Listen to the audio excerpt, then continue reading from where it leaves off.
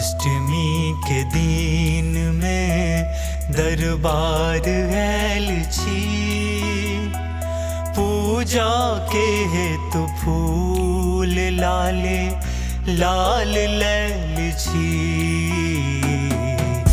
अष्टमी के दिन में दरबार ऐलछी, पूजा के हेतु फूल लाले लाल लैलछी। अष्टमी के दिन में दरबार ऐलछी।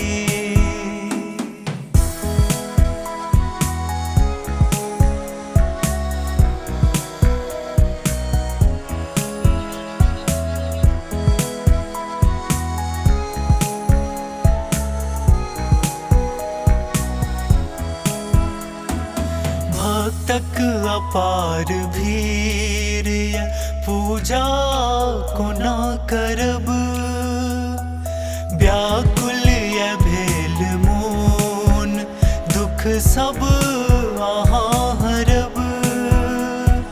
करियो कृपापन माचर नन में ऐलछी।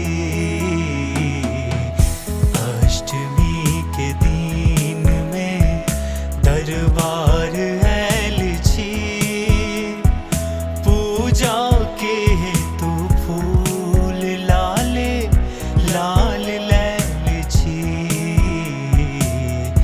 अष्टमी के दिन में दरबार ऐलछी, पूजा के हेतु फूल लाले लाल लैलछी।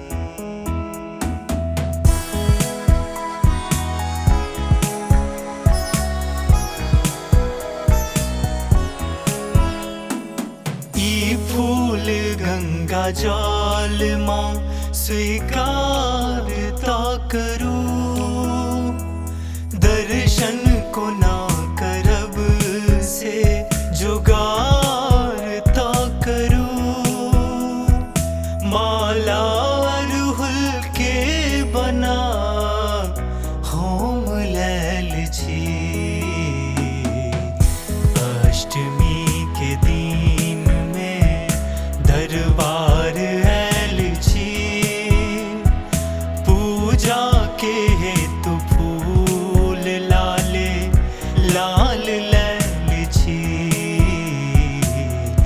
अष्टमी के दिन में दरबार ऐलछी, पूजा के हेतु फूल लाले लाल लैलछी।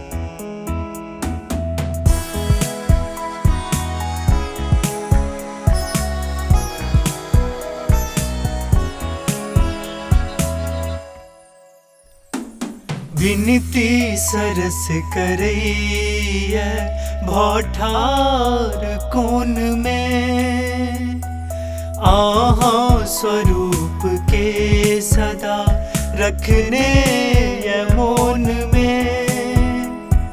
दुर्गा भवानी छी दर्शन लैलछी।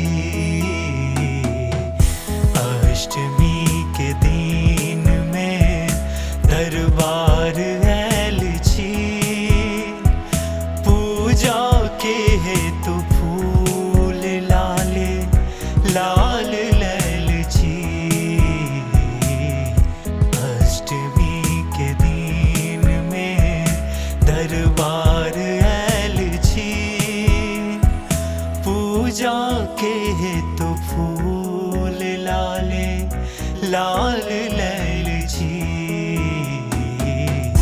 अष्टमी के दिन में दरबार ऐलछी, पूजा के हेतु फूल लाले लाल लैलछी।